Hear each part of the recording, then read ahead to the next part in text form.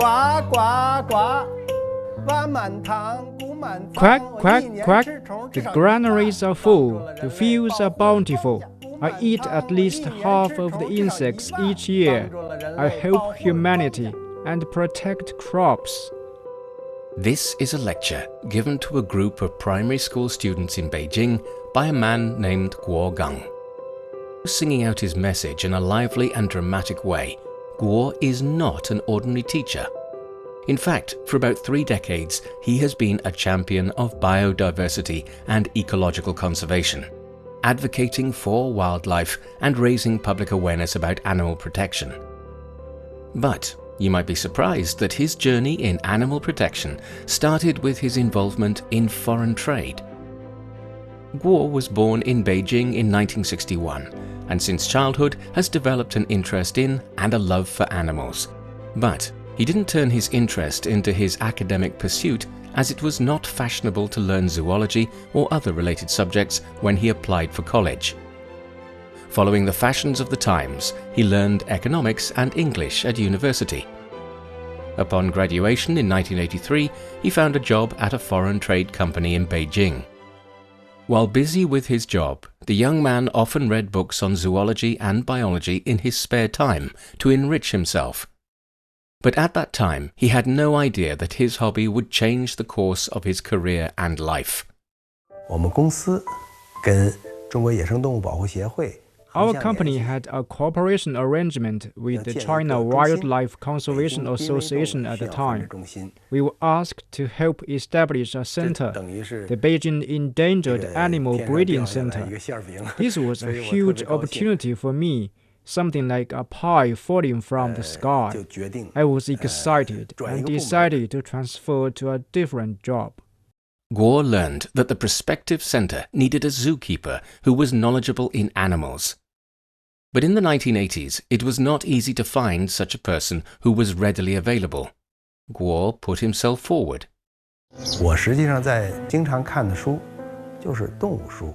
I often read books about animals, ecology, genetics, and so on in my spare time. So I gathered a stack of the books I often read and took them to the manager of the department responsible for establishing the Beijing Endangered Animal Breeding Center. The last name of the manager was Xiong. I said, "Mr. Xiong, look at these books I often read." He was immediately impressed and said, "Great, no problem. I really hope you can come." So I became the first zookeeper at the center. In March 1987, the Beijing Endangered Animal Breeding Center was launched. It was situated in the southern suburbs of Beijing. Guo Geng took up his new job as a zookeeper, taking care of apes and monkeys. He was a fast learner and tried his best to arm himself with necessary and practical knowledge and skills about caring for animals. However, the passionate young man found that the vast majority of animal-related literature available at the time consisted of textbooks or other vague and general introductions about animal care. There were very few books that provided detailed descriptions of specific animals, especially regarding the living habits and how to care for apes and monkeys. In the light of the situation, Guo Geng had a bold idea. I decided to write a book to fill the void. However, my own experience and theoretical foundation were indeed limited. So I studied while translating and summarizing my practical work experience, citing various references. Yet writing a book was not a simple task. There are hundreds of species of apes and monkeys worldwide, each with vastly differing living environments, morphological characteristics, dietary habits, and behaviors. To master all these aspects without making mistakes required extensive preliminary research and data collection. During that time, I can say I gave up all my leisure time and just focused on writing.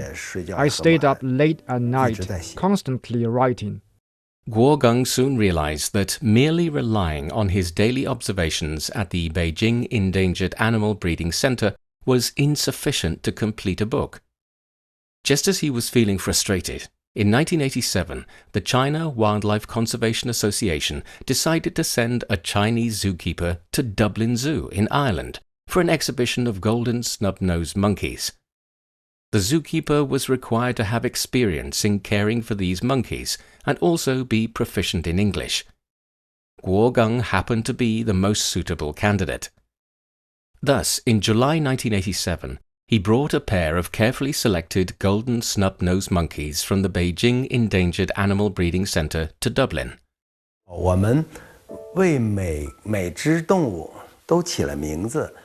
We named each animal instead of numbering them.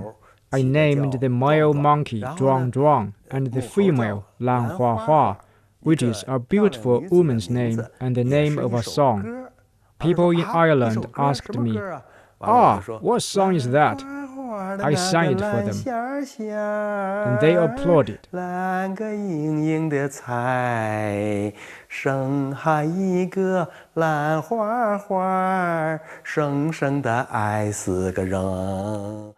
Although the trip to Dublin was a great success, Guo Geng remained focused on how to complete his book about apes and monkeys. During his trip abroad, which lasted more than 3 months, he observed several species of apes and monkeys which he hadn't seen in China, such as the white-cheeked gibbon and red monkey.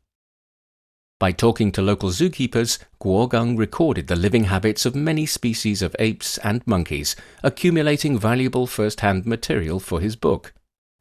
In addition, Guo Geng discovered many professional books about apes and monkeys in Ireland. He considered them treasures and bought them all out of his own pocket, filling his suitcases for his return trip. Many of my fellow countrymen returned home from abroad with things such as electronics, clothing, and shoes. But I brought back 2 full suitcases of English material, all related to apes and monkeys. With the English material, I was relieved that my own writing project could progress well. At that time, there were no computers, so my writing was handwritten, and my manuscripts were in stacks. Through his persistent efforts for 7 years, Guo Geng published his first and signature book, An Overview of Apes and Monkeys in the World, in 1994. In this book, he categorizes apes and monkeys by species and provides in-depth descriptions of their geographical distribution, morphological characteristics, and behavioral habits. It was one of the few specialized books on these animals available in China at the time of its publication.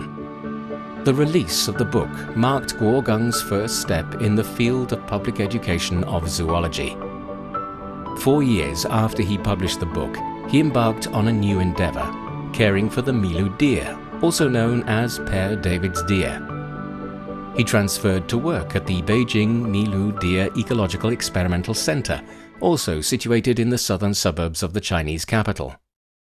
Although the animals he cared for changed from apes and monkeys to Milu deer, his desire to focus on public education of zoology and biodiversity never changed. As he notes, the Milu deer is a species of animal beloved by many people around the world. But it has a sad story, being once on the brink of disappearing from Earth. Foreign missionaries discovered Milu deer in China in 1865. The news spread to many zoos in Europe. Milu deer was soon introduced into zoos from London to Paris, Antwerp and Hamburg. China's Milu deer thus became well known around the world. However, in 1900, the animal went extinct in China, its native land, due to overhunting and habitat loss. In 1985, China received a group of the deer from Britain, reintroducing it back to its native land. 20 of the animals were sent to the Beijing Milu Deer Ecological Experimental Center, which was also called the Beijing Nanhai Milu Deer Park. Since then, the number of Milu deer in China has been on the increase, thanks to the efforts of Guo Geng and his fellow zookeepers. At present, the population of Milu deer in China has exceeded 12,000, accounting for more than 80% of the global total. As the deer park Guo has been working at is open to the public, the zookeeper has many opportunities to interact with visitors, and he grasps each and every opportunity to raise public awareness of animal protection. Guo himself designed a structure called the Graveyard for Extinct Animals, which was erected in the park on World Earth Day of 1999. 有动物学家他宣称说 Some zoologists believe that the extinction of a species can trigger the subsequent extinction of dozens of related species. There is a strong interconnectedness. Isn't this similar to the game of dominoes? So I drew my inspiration from this game and designed the graveyard for extinct animals. It consists of big concrete slabs or tombstones in the shape of dominoes, with fallen slabs inscribed with the names of extinct species. The slabs that are about to fall are inscribed with the names of endangered species, while the standing ones indicate existing species. Guo says he often sees visitors stand solemnly in front of the graveyard, and some of them wonder why there is a big concrete hand erected before the tombstones which indicate the endangered species. Guo gives this explanation. The large hand was a great suggestion from my boss, Director Zhang. He said it should give people a sense of encouragement. How do you encourage people? By stopping the trend of species extinction. I thought this suggestion was excellent. So I designed the large hand, allowing people to feel that they are conservationists calling for and engaged in nature conservation. And this is our mission. Since the erection of the structure in 1999, over 20 years has passed, and countless visitors have paused in front of the graveyard, designed by Guo Geng, reflecting and pondering. Day after day, year after year, the awareness of animal protection has gradually taken root in their hearts. But still, during his work, Guo Geng discovered that some visitors' rescue actions towards small animals, albeit well-intentioned, could lead to unintended consequences. We often see a phenomenon in the Milu Deer Park, where a fawn lies motionless in the grass. Some sharp-eyed visitors exclaim, "Oh, how did a fawn get out? Why did his mother abandon it? We must save it." They pick up the fawn and bring it to our office. When they encountered me, they said, "We saved a fawn." At that moment, I felt very helpless. I told them it should be returned to where it was found. We quickly returned the fawn to its original spot, but the mother deer didn't come back and wouldn't accept it. Why? Because the fawn was covered in human scent from being carried around. So its mother no longer recognized it as its own cub.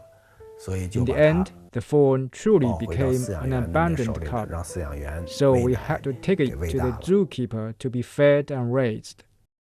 The incident made Guo Geng realize that promoting animal protection cannot be limited to the construction of public education facilities or confined to the Milu Deer Park. It must reach into broader society and ordinary people.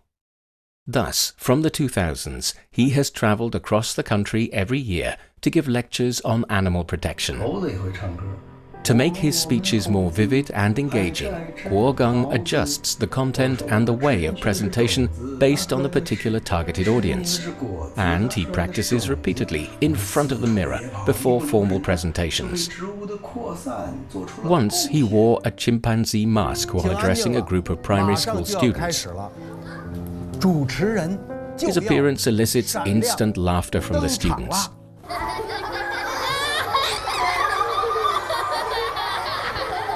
In recent years, Guo Geng has been giving voluntary lectures about animal protection at an average frequency of 1 every 3 days.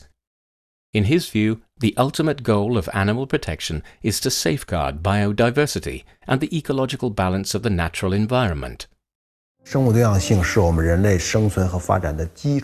Biodiversity is the foundation of human survival and development. Without biodiversity, humanity has no future. Therefore, I want to serve as a bridge between the professional field and the general public. This work can change lives and improve our world. So I will continue to do it with enthusiasm.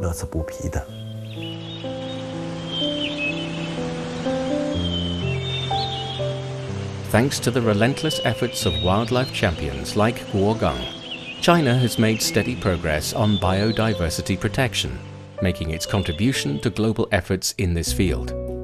The country has created more than 11,000 natural protected areas, covering 18% of its total land area, and with dedicated funding and management in place to conserve biodiversity. Thanks to the country's efforts, over 300 endangered species of the world are on the path to recovery. Notably, the population of giant pandas in the wild in China has risen from about 1,100 in the 1980s to around 1,900. The crested ibis, which was once thought to be extinct in China, has seen its population soar from only 7 in the 1980s to more than 7,000. With continued efforts by Guo Geng and other conservationists, it's hoped that the world will be a better place for wildlife. With that, we conclude this edition of Footprints. Thanks for listening. I'm Bob Jones. If you're interested in hearing more about the lives of ordinary but incredible people in China, follow us on your favorite podcast platforms. Just key in Footprints and you can find more stories anytime, anywhere. We'll see you next time. Bye for now.